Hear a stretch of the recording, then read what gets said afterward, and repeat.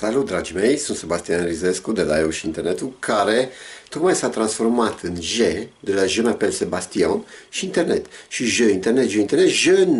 Jenet se va numi noul nostru canal YouTube, unde astăzi am să vă arăt un video despre cum o să ne înregistrăm monitorul. Îl putem înregistra pentru gamer, este foarte bun pentru cei care joacă pentru videoconferință, dar nu în ultimul rând, pentru când plecăm în pauză la lucru și iubitul nostru coleg inamicu umblă pe calculator.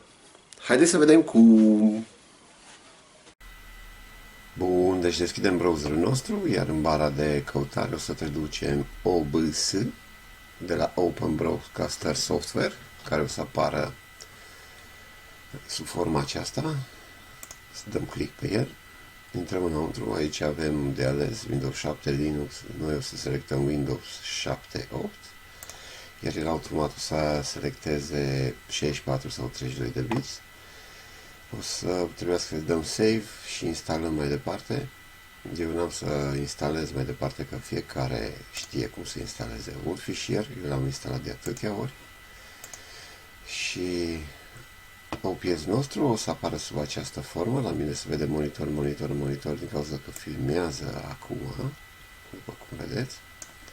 La settings, aici o să scrie settings, intrăm și la limbă căutăm limba română, aplică, apoi la codare o să ne asigurăm că nu folosește CBR-ul, da? Deselectăm dacă cumva este selectat aici, setări difuzare.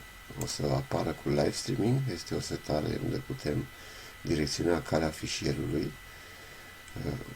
unde dorim noi. Aici o să selectăm doar fișierul de ieșire, la fel ca la fișierul o selectăm noi, dăm aplică, la video apare personalizat sau monitor, el o să aleagă automat rezoluția monitorului nostru. La audio este totul prestabilit, ne mai putem juca la taste. Eu am selectat aici, avem mai multe variante. La mine începe înregistrarea și peste înregistrare, am pus-o pe F1, funcționează mult mai ușor, dăm un click F1, pornește, dăm un click F1, s-a oprit. Avansat, nu mai avem ce selectare. Aici la zgomotul microfonului, iar putem seta cum dorim noi, comutarea scenei la fel. Deci ok, haideți să intrăm pe el și aici la sursă, de exemplu, dacă dăm click dreapta la adaugă, putem adăuga captură fereastră, captură monitor, imagine, slideshow, text, captură joc, dispozitiv de captură video și putem deci îl putem seta cum dorim noi. Și la scene la fel, putem adăuga o scenă, putem pune ordinea, să deplasăm în sus, în jos, să eliminăm, copiere, tot ce dorim noi.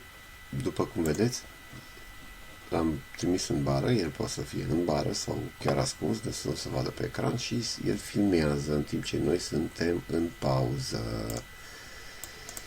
Și vedem pe infractorul nostru care încearcă să umble prin computer și putem seta o capcană. Bun. Acestea fiind spuse, vă mulțumesc că ați urmărit video de la Jenet și vă doresc o zi frumoasă și vă rog să nu uitați să subscribe acestui canal. La revedere pe data viitoare!